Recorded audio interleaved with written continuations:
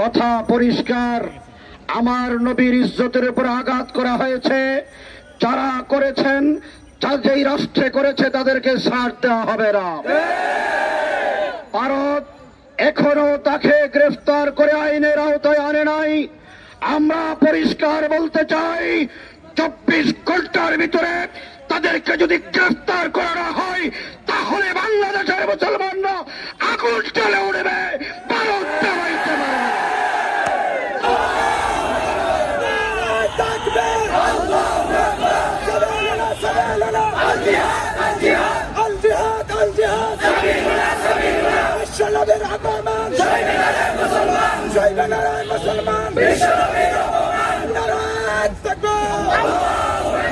السلام عليكم ورحمة الله وبركاته.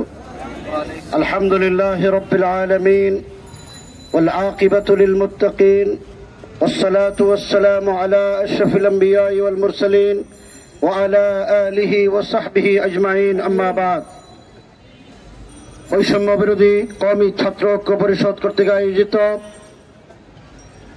ভারতের মহারাষ্ট্রে মহানবী সাল্লাল্লাহু আলাইহি ওয়াসাল্লাম সম্পর্কে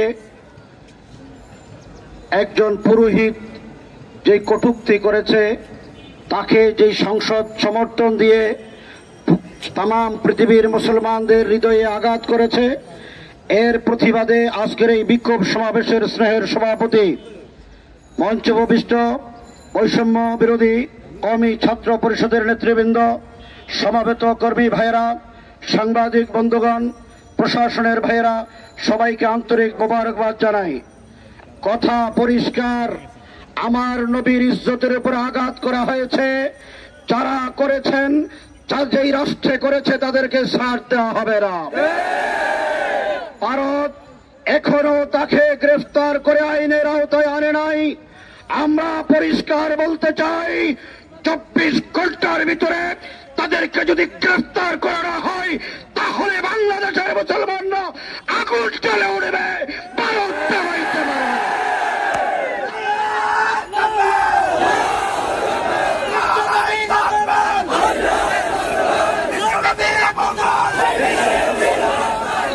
মহানবী সাল্লাল্লাহু আলাইহি ওয়াসাল্লাম,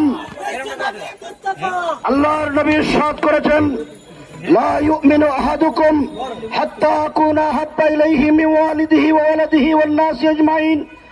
রাসূলকে যদি নিজের মা বাবা, ভাই বোন, আত্মীয় স্বজন সকলের উপরে যদি ভালোবাসা প্রাধান্য দেওয়া না হয়, সে মুমিন হতে পারে না।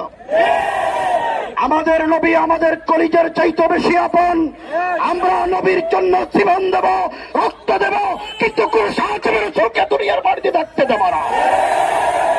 বাংলাদেশ সরকারের কাছে আমাদের দাবি হলো, আপনারা বৈষম্যের বিরুদ্ধে লড়াই করে যেই ছাত্র জনতা বিপ্লব সংগঠিত করেছেন, এই বিপ্লবের ফসল হলো আপনারা ক্ষমতায় আছেন, সংখ্যাগরিষ্ঠ এদেশের নাগরিক মুসলমানদের প্রতিনিধিত্ব আপনারা করেন। আমাদের নবীর উপর আঘাত করা হয়েছে ভারতের মহারাষ্ট্রে, আপনারা এখনো রাষ্ট্রীয়ভাবে কোন নিন্দা প্রকাশ করেননি। আমরা অন্তর্বর্তীকালীন সরকারের প্রধান উপদেষ্টা সহ সকলের কাছে দায়িত্বহীন ভাষায় দাবি করতে চাই, অবিলম্বে ভারতের বিরুদ্ধে রাষ্ট্রীয় প্রতিবাদ চালাতে হবে এবং ভারতকে বলবে, যদি গ্রেফতার করা হয় এই সাধু রাসূলদের, ভারতের দূতাবাস বাংলাদেশে থাকতে দেওয়া হবে না। আমরা ভারতের সংখ্যালঘু মুসলমানদের নির্যাতন অনেকদিন সহ্য করেছি। আমার নবীর উপরে, আমার নবীর শানের উপরে গুস্তাহি করা হবে, ভারতকে কোন অবস্থাতে ছাড় দেওয়া হবে না। ভারত অনেক অপরাধ করেছে। বিগত 17টি বছর আমার দেশকে ভারতের অঙ্গরাজ্য বানানোর জন্য চক্রান্ত ষড়যন্ত্র করেছেন, কিন্তু বাংলাদেশের মানুষ মুখ বুঝে সহ্য করেছেন। ছাত্র জনতা রক্ত দিয়ে তা প্রতিহত করেছে। বাংলাদেশ সরকারের কাছে আমাদের আরেকটি দাবি, কওমি মাদ্রাসা সনদের স্বীকৃতি হয়েছে। এই কওমি মাদ্রাসা সনদের স্বীকৃতি যথাযথভাবে বাস্তবায়ন করতে হবে। প্রশাসনিক সকল সেক্টরে কওমি মাদ্রাসার যোগ্য ছাত্রদেরকে অংশগ্রহণ করার সুযোগ দিতে হবে। বৈষম্যের বিরুদ্ধে লড়াই করেছি, রাষ্ট্রীয় কোনো বৈষম্য বাড়া হবে না। প্রয়োজনে আবার লড়াই করা হবে।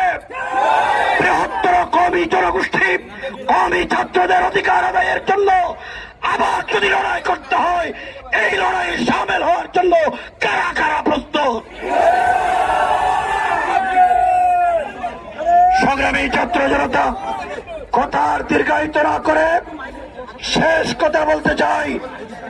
কওমি মাদ্রাসা স্বাধীনতা রক্ষার অতন্দ্র প্রহরী, কওমি উলামায়ে কেরাম, ছাত্র জনতা বৈষম্যের বিরুদ্ধে লড়াই করে আমাদের ছাত্ররা শাহাদাত বরণ করেছেন, রক্ত দিয়েছেন, পঙ্গু হয়েছেন, তো চোখ তাদের অন্ধ হয়ে গেছে।